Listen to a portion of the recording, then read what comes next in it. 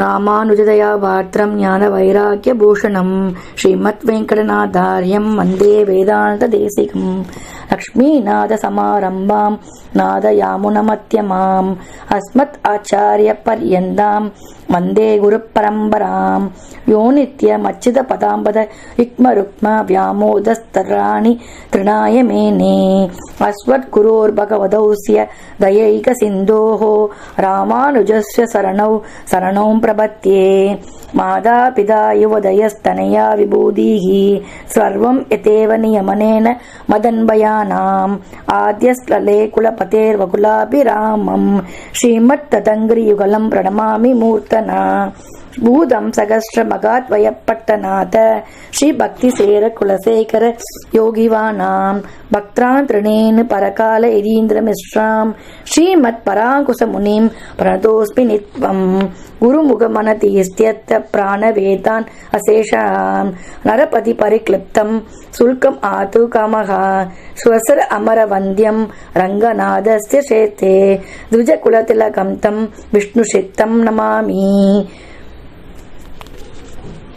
மின்னார் தடமதில் சூழ் வெள்ளி புத்தூர் என்றருகாள் தன்ன சொன்னார் கழற்கமலம் சூடினோம் உன்னால் கிழி அறுத்தான் என்றுரைத்தோம் கீழ்மையின்றி சேரும் வழி அறுத்தோம் நெஞ்சமே வந்து பாண்டியன் கொண்டாட பட்டபிரான் வந்தான் என்று ஈண்டிய சங்கம் எடுத்தூத வேண்டிய ஓதங்கள் ஓத்த விரைந்து கிழி அறுத்தான் பாதங்கள் யாமுடைய பற்று.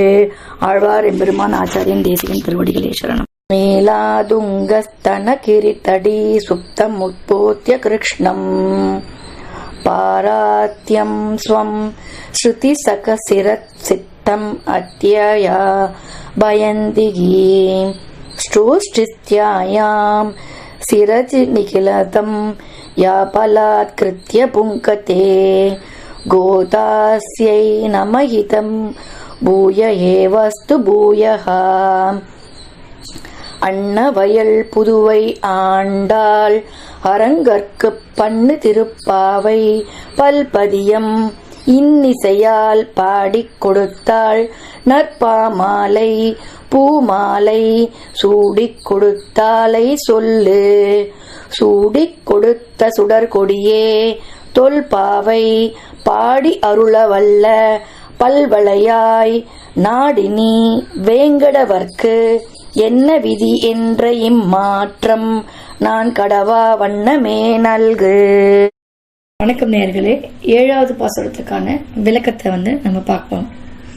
7வது பாசுரத்துல என்ன பண்றான்னா, பறவைகள் ஒலி சங்கொலி இதெல்லாம் கேட்டு கூட எழுப்பி கூட எழுந்துக்கிறதுக்கு மறுக்கிறாளாம் பெண்கள் நோன்பு நோக்கிறதுக்கு. போமா, எனக்கு தூங்கணும், வேலை இருக்கு, உனக்கு தான் எந்த வேலையும் இல்லை, நீ தான் எல்லாரையும் கூட்டின்னு நோன்பு நோக்கலாம் வான்னு சொல்ற, உன்னோட வரவாலை வச்சுட்டு போய் நீ நோன்பு நோத்துக்கோ, நான்லாம் வரவே மாட்டேன், எழுந்துக்கவே மாட்டேன் அப்படின்னு அடம் பண்ணிட்டு படுத்துட்டு இருக்கிறவாளை அவ எழுப்புறான்.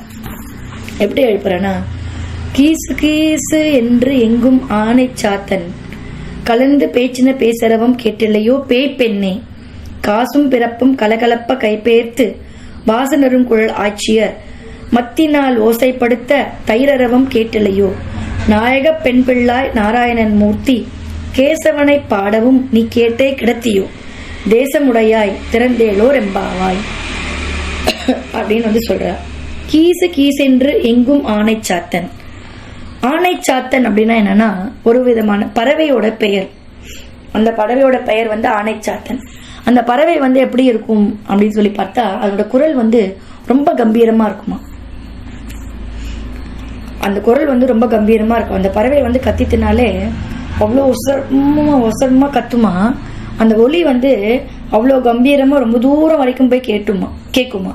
அதனால ஆணை சாத்தனை கூவிர்த்து, அதாவது சேவல் கூவித்து, கோழி கூவித்து, காக்கா கோத்து கரைஞ்சது, மயில் அகவித்து, கருடன் இது பண்ணா, இப்படி எத்தனையோ பறவைகள் எல்லாம் கத்தித்து அதனோட சத்தம் எல்லாம் உனக்கு கேட்கலன்னா பரவாயில்ல, ஆணை சாத்தன் கத்தித்தே அதனோட சத்தம் கூடவா உனக்கு கேட்கல, அது கூடவா அவன் தூக்கத்தை தொழில் எழுப்பல, அது கூடவா உனக்கு டிஸ்டர்ப் பண்ணல அப்படின்னு சொல்லி கேட்கிறா. கீசு கீஸ் என்று எங்கும் ஆணை சாத்தன் கலந்து பேசின பேச்சரவம் கேட்டலையோ.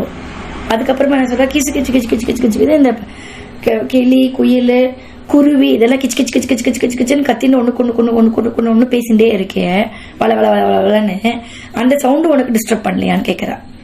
ஆனைச்சாத்துன்னு ஓன் கத்திட்டு அது ஒன்று டிஸ்டர்ப் பண்ணலையா? அதுதான் டிஸ்டர்ப் பண்ணல, பரவாயில்ல. இதுக்கெல்லாம் நம்ம தலைமாட்டு அடியில் உட்காந்து யாரும் பேச்சுட்டே இருந்தால் நமக்கு கோபம் வரும் இல்லையா? அது மாதிரி இதெல்லாம் வந்து கூட உட்காந்து குச்சு குச்சு குச்சு குச்சு குச்சு குச்சு குச்சுன்னு கத்தின்னு பேசின்னு இருக்கே, அது வந்து உன்னை டிஸ்டர்ப் பண்ணலையா அப்படின்னு சொல்லி அவ சொல்றா. சரி, இதுதான் உனக்கு வந்து டிஸ்டர்ப் பண்ணலன்னா காசும் பிறப்பும் கலகலப்ப கை கையத்து வாசனழும் குழல் ஆட்சியர் மத்தினால் ஓசைப்படுத்த தயிர் அருவம் கேட்டில்லையோ.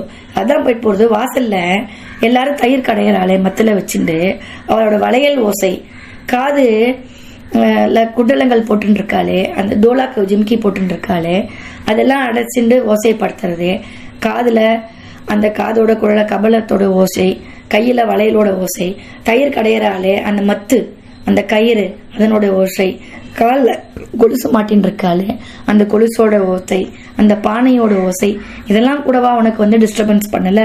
அதையும் கேட்டுண்டா நீ வந்து படுத்துட்டு இருக்க? நாயக பெண் பிள்ளாய் நாராயணனை மூர்த்தி கேசவனை பாடவும் நீ கேட்டே கிடத்தியோ.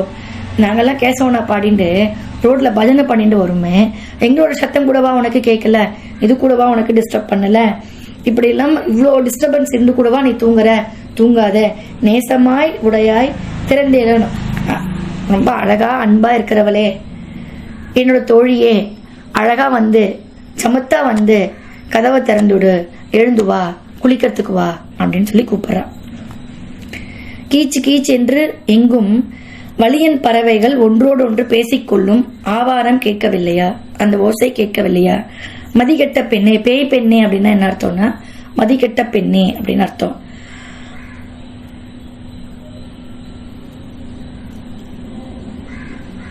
அதாவது இந்த ஆனைச்சாத்தனுடைய ஒலி கேட்கலையா? சங்கோட ஒலி கேட்கலையா? கலகலான்னு ஒலிக்கிற அந்த வளையலோட ஒலி கேட்கலையா? இப்படி ஏகப்பட்ட ஒலிகளை வந்து சப்தங்கள் பண்ணி உன்னை வந்து டிஸ்டர்ப் பண்ணிட்டு இருக்கவே, மதிக்கெட்ட பெண்ணே இந்த ஒலியெல்லாம் கேட்கலையா? நாங்கெல்லாம் மாறி மாறி இந்த மாதிரி சவுண்டு வந்துட்டு இருக்கே, இந்த ஒலியெல்லாம் கேட்டுருந்துமா நீ தூங்கின்னு இருக்க? பெண்களோட தலைவியே, நீயுமா சேர்ந்து தூங்கின்னு இருக்க? எழுந்து வா. இப்ப போய் அவ யாரை போய் எழுப்புறா?